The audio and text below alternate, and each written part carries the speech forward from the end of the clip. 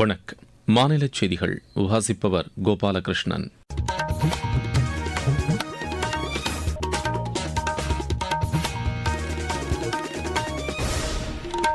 தலைப்புச் செய்திகள். மாநிலங்களுக்கான வரி பகிர்வாக தமிழகத்திற்கு 4144 கோடி ரூபாயை மத்திய அரசு விடுவித்துள்ளது. தேசத்தந்தை மகாத்மா காந்தியின் 156வது பிறந்த தினம் இன்று கொண்டாடப்படுகிறது. தூய்மை இந்தியா சிறப்பு இயக்க பணிகள் இன்று தொடங்கி மாதம் 31ஆம் தேதி வரை நடைபெறுகிறது. தமிழகத்தில் செங்கல்பட்டு, விழுப்புரம், கள்ளக்குறிச்சி, திருவண்ணாமலை மாவட்டங்களில் இன்று கனமழை பெய்யக்கூடும் என்று வானிலை ஆய்வு மையம் தெரிவித்துள்ளது. தேசிய செஸ் சாம்பியன் போட்டியில் தமிழகத்தைச் சேர்ந்த கிராண்ட் மாஸ்டர் இனியன் பட்டம் வென்றார். இனி விரிவான செய்திகள். மாநிலங்களுக்கான வரி பகிர்வாக தமிழகத்திற்கு 4144 கோடி ரூபாயை மத்திய அரசு விடுவித்துள்ளது. இதுகுறித்து நிதியமைச்சகம் வெளியிட்டுள்ள அறிக்கையில், எதிர்வரும் பண்டிகை காலத்தை ஒட்டி மாநிலங்களின் வளர்ச்சி மற்றும் நலனுக்கான செலவினங்களை கருத்தில் கொண்டு முன்கூட்டியே இத்தொகை விடுவிக்கப்படுவதாக கூறியுள்ளது. மொத்தம் 28 மாநிலங்களுக்கு 1,01,603 கோடி ரூபாய் வரி பகிர்வாக முன்கூட்டியே விடுவிக்கப்பட்டுள்ளதென்று அந்த அறிக்கையில் தெரிவிக்கப்பட்டுள்ளது. தேசத்தந்தை மகாத்மா காந்தியின் 156வது பிறந்த தினம் இன்று கொண்டாடப்படுகிறது. இதையொட்டி நாடு முழுவதும் மற்றும் வெளிநாடுகளில் உள்ள இந்திய தூதரகங்களிலும் பல்வேறு நிகழ்ச்சிகளுக்கு ஏற்பாடுகள் செய்யப்பட்டுள்ளன. புதுதில்லி ராஜ்காட்டில் உள்ள மகாத்மா காந்தி நினைவிடத்தில் சர்வமத பிரார்த்தனைக்கும் ஏற்பாடு செய்யப்பட்டுள்ளது. இந்நாளையொட்டி குடியரசுத் தலைவர் திருமதி திரௌபதி முர்மு வெளியிட்டுள்ள செய்தியில், அமைதி, சகிப்புத்தன்மை மற்றும் உண்மை குறித்து மகாத்மா காந்தி எடுத்துரைத்துள்ளதாக கூறியுள்ளார். மேலும் தீண்டாமை, கல்வியறிவின்மை, போதைப்பொருள் மற்றும் பிற சமூக தீமைகளை களைவதற்காக அவர் தமது வாழ்க்கையை அர்ப்பணித்தார் என்றும், சமூகத்தின் பின்தங்கிய பிரிவினருக்கு வலிமையையும் ஆதரவையும் வழங்கியதாக குடியரசுத் தலைவர் குறிப்பிட்டுள்ளார்.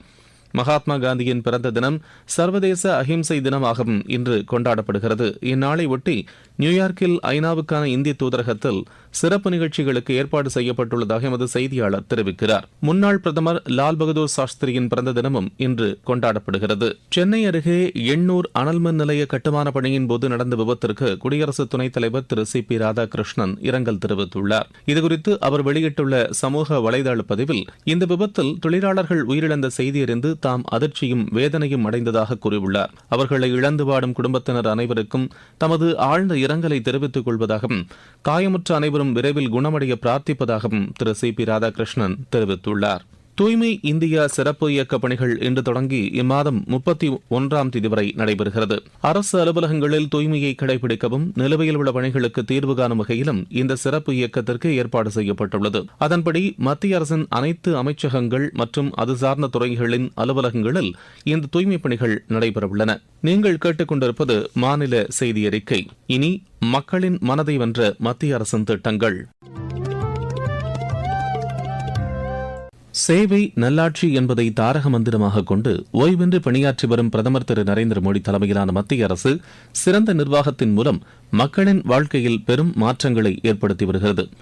இதுகுறித்த சிறப்பு தொகுப்பில் இன்று இடம்பெறுகிறது நக்சல் தீவிரவாதத்தை ஒடுக்க மத்திய அரசு எடுத்து வரும் நடவடிக்கைகள். பிரதமர் திரு நரேந்திர மோடி தலைமையிலான அரசு நக்சல் தீவிரவாதத்தை ஒருபோதும் அனுமதிப்பதில்லை என்ற உறுதியான கொள்கையை கடந்த 11 ஆண்டுகளாக கடைபிடித்து வருகிறது. நக்சல் தீவிரவாதத்தால் பாதிக்கப்பட்ட பகுதிகளில் அரசு திட்டங்கள் முழுமையாக செயல்படுத்தப்பட்டு மக்களின் வாழ்வாதாரம் உயர்த்தப்பட்டு வருகிறது. பிரதமர் இவ்வாண்டு விடுத்த சுதந்திர தின செய்தியில், நக்சல் மற்றும் மாவோயிஸ்ட் தீவிரவாதத்தால் பாதிக்கப்பட்ட பகுதிகளில் செயல்படுத்தப்பட்ட அரசு திட்டங்களால் அங்குள்ள மக்கள் பொருளாதார ரீதியாக மேம்பட்டிருப்பதாக தெரிவித்தார்.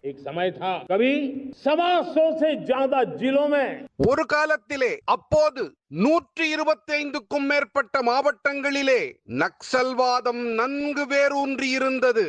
மாவோயிசத்தின் மரணப்பிடியினிலே நம்முடைய பழங்குடியின பகுதிகளும் நம்முடைய பழங்குடியின இளைஞர்களும் சிக்கியிருந்தார்கள். ஆனால் இன்று 125 மாவட்டங்கள் என்பது குறைந்து அதை 20ஆக ஆக்கிவிட்டோம். நாங்கள் அந்த பழங்குடியின சமூகங்களுக்கு மிகப்பெரிய சேவை புரிந்திருக்கிறோம். நக்சல் தீவிரவாதத்திற்கு எதிரான நடவடிக்கைகளை மேற்கொள்வதற்கு பிரதமர் திரு நரேந்திர மோடி அரசு 2 விதிகளை பின்பற்றி வருகிறது. முதலாவதாக, நக்சல் தீவிரவாதத்தால் பாதிக்கப்பட்ட பகுதிகளில் வன்முறையை கட்டுப்படுத்த சட்டம் ஒழுங்கு நடவடிக்கைகளை தீவிரமாக செயல்படுத்துவது, இரண்டாவதாக நீண்ட காலமாக தடைப்பட்டிருந்த பொருளாதார வளர்ச்சிக்கான பணிகளை மேற்கொள்வது ஆகிய விதிகளை பிரதமர் திரு நரேந்திர மோடி தலைமையிலான அரசு கடைபிடித்து வெற்றி கண்டுள்ளது. நக்சல் தீவிரவாதத்தால் பாதிக்கப்பட்ட பகுதிகளுக்கான மத்திய பட்ஜெட் ஒதுக்கீட்டை 300% உயர்த்தி வழங்கப்பட்டுள்ளது. நக்சல் தீவிரவாதத்தை அடுத்த ஆண்டு மார்ச் மாதத்திற்குள் முடிவுக்கு கொண்டுவர வேண்டும் என்ற முனைப்போடு செயல்பட்டு வரும் மத்திய அரசு வன்முறை சம்பவங்களை கணிசமாக குறைத்துள்ளது. தீவிரவாத தாக்குதலில் பாதுகாப்பு படை வீரர்களின் உயிரிழப்பும் கணிசமாக குறைந்துள்ளது. நக்சல் தீவிரவாத நடவடிக்கைகளை மண்டல மற்றும் செயல்பாட்டின் அடிப்படையில் வலுவிழக்கச் செய்வதற்கான நடவடிக்கைகள் வெற்றி பெற்றுள்ளன. பாதுகாப்பு, பொருளாதார மேம்பாடு, மக்களுக்கான அதிகாரம் உள்ளிட்ட ஒட்டுமொத்த நடவடிக்கைகளால் மக்களின் வாழ்க்கை தரம் உயர்ந்துள்ளது. நீடித்த அரசியல் மற்றும் நிர்வாக சீர்திருத்தங்களால் நக்சல் தீவிரவாதம் இல்லாத இந்தியா என்ற தொலைநோக்கு பார்வை விரைவில் சாத்தியமாகும் என்று எதிர்பார்க்கலாம். தமிழகத்தில் செங்கல்பட்டு, விழுப்புரம், கள்ளக்குறிச்சி, திருவண்ணாமலை மாவட்டங்களில் இன்று கனமழை பெய்யக்கூடும் என்று வானிலை ஆய்வு மையம் தெரிவித்துள்ளது. இதுகுறித்து எமது செய்தியாளரிடம் பேசிய சென்னை வானிலை ஆய்வு மைய இயக்குநர் திரு செந்தாமரை கண்ணன், தமிழகம் மற்றும் புதுச்சேரியில் 2 நாட்களுக்கு ஓரிரு இடங்களில் மிதமான மழைக்கு வாய்ப்புள்ளதாகவும் குறிப்பிட்டார். இருவரிச் செய்திகள். யுக்ரைன் உடனான அமைதி பேச்சுவார்த்தை தற்காலிகமாக நிறுத்தப்பட்டுள்ளது என்று ரஷ்யா தெரிவித்துள்ளது. எத்தியோப்பியா நாட்டின் அம்ஹாரா பிராந்தியத்தில் கட்டப்பட்டுக் கொண்டிருந்த தேவாலயம் இடிந்து விழுந்த விபத்தில் 25 பேர் உயிரிழந்தனர். பேரிடர் மீட்புப் பணிகளுக்காக 9 மாநிலங்களுக்கு 4645 கோடி ரூபாய் மதிப்பிலான திட்டங்களுக்கு மத்திய உள்துறை அமைச்சகம் ஒப்புதல் அளித்துள்ளது. காதி திருவிழாவின் ஒரு பகுதியாக புதுதில்லியில் சிறப்பு கண்காட்சியை முதலமைச்சர் திருமதி ரேகா குப்தா தொடங்கி வைத்தார். உத்தரப்பிரதேசத்தில் கடந்த 2 நாட்களில் மின்னல் தாக்கியதில் 11 பேர் உயிரிழந்தனர், பலர் காயமடைந்தனர். ராமநாதபுரம் மாவட்டத்தில் முதலமைச்சர் திரு மு க ஸ்டாலின் பயணம் மேற்கொள்வதை ஒட்டி ராமநாதபுரம் மற்றும் பரமக்குடி எல்லைப் பகுதிகளில் இன்றும் நாளையும் ட்ரோன்கள் பறக்க தடை விதிக்கப்பட்டுள்ளது. பொதுமக்களிடம் தனியார் ஓம்னி பேருந்துகள் அதிகப்படியான கட்டணம் வசூல் செய்வதை தடுக்க மாநிலம் முழுவதும் தீவிர சோதனை செய்து நடவடிக்கை எடுக்கப்படுவதாக மாநில அரசு தெரிவித்துள்ளது. நவராத்திரி விழாவை ஒட்டி பழனி முருகன் கோயிலில் வன்னிகாசுரனை அம்பெய்து வதம் செய்யும் நிகழ்ச்சி நடைபெற்றது. மயிலாடுதுறை மாவட்டம் சீர்காழி அருகே பிரசித்தி பெற்ற ஒலி ஆலயம் சித்தர் பீடத்தில் ராஜேந்திர சுவாமிகள் குருபூஜை விழா நடைபெற்றது.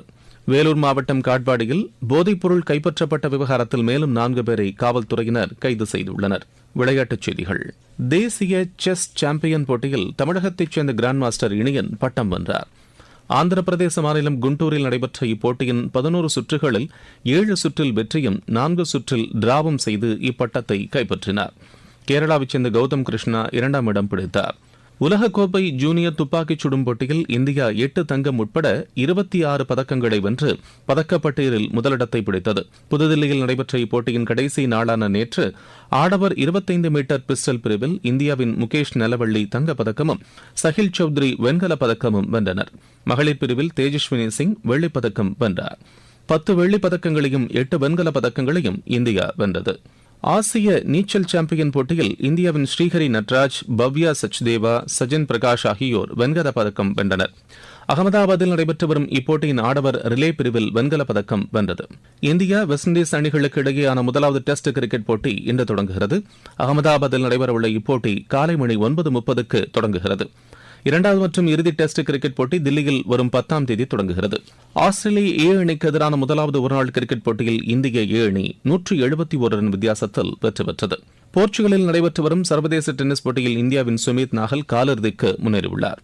ஐக்கிய அரபு எமிரேட்ஸில் நடைபெற்று வரும் அல் அன் மாஸ்டர்ஸ் பேட்மிண்டன் போட்டியில் ஆடவர் ஒற்றையர் பிரிவில் இந்தியாவின் அலப் மிஷ்ரா, மன்ராஜ் சிங், மிதுன் மஞ்சுநாத் ஆகியோர் காலிறுதிக்கு முந்தைய சுற்றுக்கு முன்னேறியுள்ளனர். மீண்டும் தலைப்புச் செய்திகள். மாநிலங்களுக்கான வரி பகிர்வாக தமிழகத்திற்கு 4144 கோடி ரூபாயை மத்திய அரசு விடுவித்துள்ளது. தேசத்தந்தை மகாத்மா காந்தியின் 156வது பிறந்த தினம் இன்று கொண்டாடப்படுகிறது. தூய்மை இந்தியா சிறப்பு இயக்க பணிகள் இன்று தொடங்கி இம்மாதம் 31ஆம் தேதி வரை நடைபெறுகிறது. தமிழகத்தில் செங்கல்பட்டு, விழுப்புரம், கள்ளக்குறிச்சி, திருவண்ணாமலை மாவட்டங்களில் இன்று கனமழை பெய்யக்கூடும் என்று வானிலை ஆய்வு மையம் தெரிவித்துள்ளது. தேசிய செஸ் சாம்பியன் போட்டியில் தமிழகத்தைச் சேர்ந்த கிராண்ட் மாஸ்டர் இனியன் பட்டம் வென்றார். இத்துடன் இந்த செய்தி அறிக்கை நிறைவு பெறுகிறது.